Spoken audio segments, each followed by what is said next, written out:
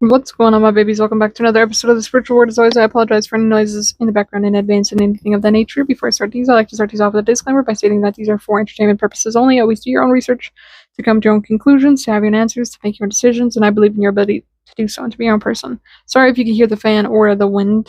I have my window open and the fan on so that the air circulates through my room. But anyways, besides that, we're going to get into today's Spirituality for Dummies. And before I start these, I have an audio version of the podcast anywhere you can find audio podcasts and a video version of the podcast on YouTube. They're both named The Spiritual Word. I'm your host, Jackie. I upload Monday through Friday at 8 p.m. Mountain Time. And if science, psychology, spirituality, self-help, and philosophy are things that you're interested in or are things that you're into, then I recommend subbing or following whatever platform you're finding me on.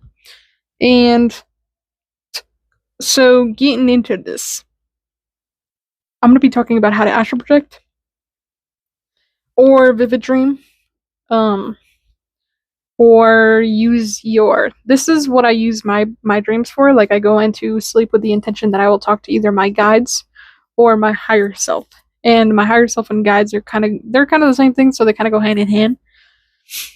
But I like to use them in different terms because it helps my people brain put things into a very linear way for me to be able to convey and express and understand them. So last night I had the intention of talking to my higher self, and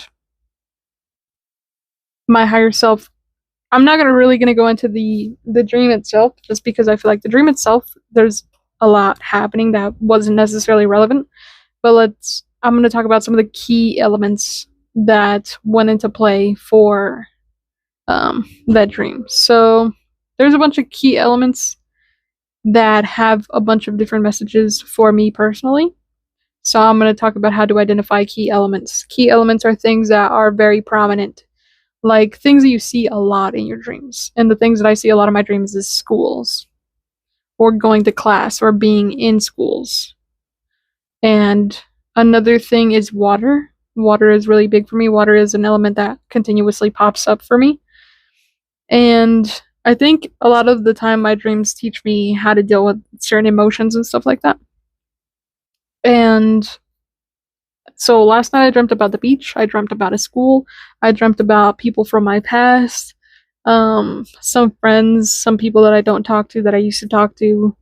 I dreamt about my family, I dreamt about my grandma, which my grandma is dead on my mom's side, and that was the grandma that I dreamt about. And then I dreamt about random kind of like NPC characters that I don't know who they are. They're just like random characters in my dreams. And I also dreamt about flying, which I dream about flying a lot. I also dream about guides, quotation marks, guides, or people who are guiding me. And aka, this is my higher self, right? My higher self will just give me intuition or downloads in the dreams, so I already know what's going on. Like, I just inherently know what's going on. And for most people, they know what's going on in the dream, but they don't know how they know what's going on. Like, I'm very conscious in my dreams, which is what lucid dreaming is, or astral projection. And in order for you to be conscious or be aware in your dreams, you have to be aware in the first place. And a lot of the times people just watch their dreams happen. They're not really making choices consciously in the dreams. They're not really being curious in the dreams. They're not really in the character. Most people are just watching it like it's a movie. And so let's get into and I guess I should clarify too. So if you have continuous symptoms or things that pop up, I use symptoms as a word for like continuous ideas or continuous metaphors that your brain uses, or continuous sights or settings or people that pop up in your dreams. Those are significant in some way, shape, and form. And you can always just Google them. If I'm really curious about a dream, like one time I had a dream that I went down this slide at this water park that ends into like a ocean / a river. And when I went down the slide, there was a bunch of starfish sticking to me, and I felt like really grossed out. And I'm really, really, really, really lucid when I dream. So like I felt everything in the dream, which is really trippy, but like, like it grossed me out. So as soon as I woke up, I Googled what does it mean to like have starfish stick to you. in your dreams, and it was like a sign of good luck or something like that. So use symbols that are very vivid for you, whether that be something that you physically feel, something that you physically smell, something that you physically taste, touch, smell, something that you can actually physically sense. Because most of the time when you're dreaming, you don't smell things, you don't see that much. You can see places, faces, things, but they're not really, really um, strong, if that makes sense. Like, they're not super duper high quality. Most of the time, you're just like, you remember the gist, you remember the storyline, so that makes up the visuals instead of actually seeing the visuals. You don't normally taste or smell in your dreams, but if you can do those things, whatever you're smelling, whatever you're tasting, whatever you're touching, those are significant. If you could physically feel things, whether that be feelings or physical sensation like touch, those are significant. Like, I know that there's a lot of people who have physical sensations or physical feelings of anxiety when they have dreams.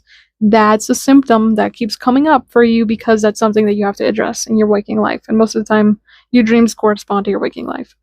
And so, besides that, let's get into how to astral project or how to lucid dream. So, what works for me, if I'm purposefully trying to astral project, I'll put my phone down so that if I wake up, right, wake up quotation marks, if I wake up but I'm actually astral projecting, I'll flip my phone over and I can see right through the phone. Like, it's translucent. I can see you directly through, almost like it's just a screen in a case or like a fish tank. I can't see technology in my dream, so that's a sign for me. I don't know if that is something for everybody, but that's a personal thing that I do. You can try it, and maybe because I've already, I've had that idea, maybe it will instill that idea in you. And, I'll also do your own research, and whatever works for you is going to work for you. These are things that work for me. Another thing is when I'm trying to astral project, I'll try to feel like really, really happy, but happy in my stomach and in my sacral. I think that's my sacral chakra. And that it's almost like anxiety mixed with excitement, mixed with like extreme happiness. It's like this mixture of like butterflies in your stomach. That's what I try to feel as I'm falling asleep. And sometimes it'll be an unconscious natural state. Like, if I'm really tired, that'll be my natural state for some weird reason, and I'll just astral project without trying to astral project. So, learn what works for you. You don't have to sleep on your back. I astral project on my side, but I think that if you're a beginner, it probably helps you to like get up when you're astral projecting, because I feel like it's harder to move because you feel heavier. But you don't feel heavier, it's just that you're trying to move, but you're not actually moving, so it kind of tricks you. And for me, it's relatively easy. Like, I'll just get up, and I won't even realize that I'm dreaming or that I'm astral projecting because it's so easy. Like, it's such a natural thing. So that's why I use techniques like looking at technology, looking at my phone. I'll look at clocks, because clocks in the dream realm or in the astral realm, they don't tell the real time. And if they do, it's usually changing. Like, it'll go backwards, or it'll just have digits. Like, it's almost like a timer. It just keeps going. And it goes so freaking fast. And what's another thing? You can ask yourself, this is something that I use as a technique to vivid dream. But vivid dream and astral projection are borderline the same thing. If you can trigger one, you can trigger the other one. And they're very much intertwined because your spirit is really like the dream realm. And so when I'm trying to trigger when I'm trying to trigger vivid, something to do with vision, right? Vivid dreaming, I will usually use my phone again, but I'll turn it on, and when I'm vivid dreaming, I can see my phone. But it won't be the same, if that makes sense. Like, I can turn off my phone, turn it back on, and it'll just have like a timestamp. Or it will just have words on the screen, but it'll have symbols instead of words. It's like just lines, boxes, and a combination of lines and boxes. And that's how I'll know if I'm vivid dreaming. Another thing that I do is I ask myself if I'm sleeping, or I ask myself, am I awake? And another thing that I do is to open a book in my dream states. And for some reason, there's always books available. So that's easy.